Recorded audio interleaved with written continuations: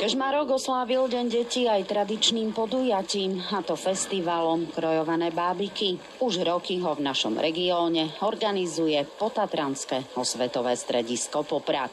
Na tomto ročníku 27.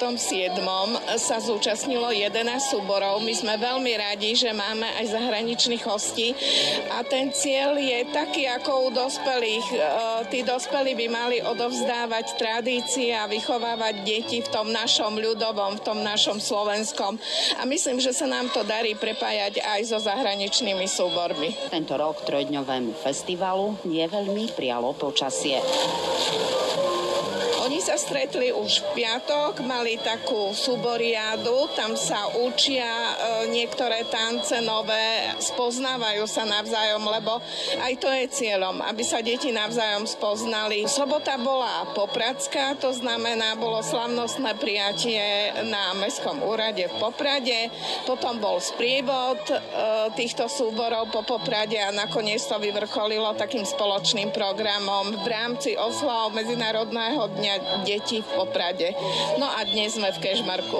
Jedným z pravidelných účastníkov je aj detský folklórny súbor Venček z Popradu.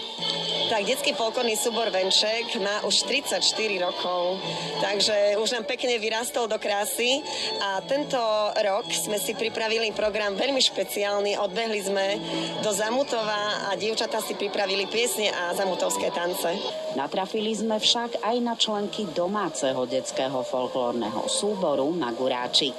Ako dlho tancujete v Maguráčiku? Ja už nejaké 2-3 roky. Ja možno 4. Čo vám dáva vôbec takýto folklórny tanec? Mne veľmi radosť, takú dobrú náladu a ja by som povedala, že aj rodinu.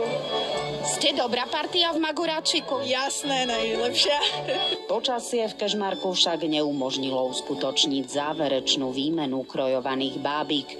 Festival pre silný dážď tak organizátori museli ukončiť skôr.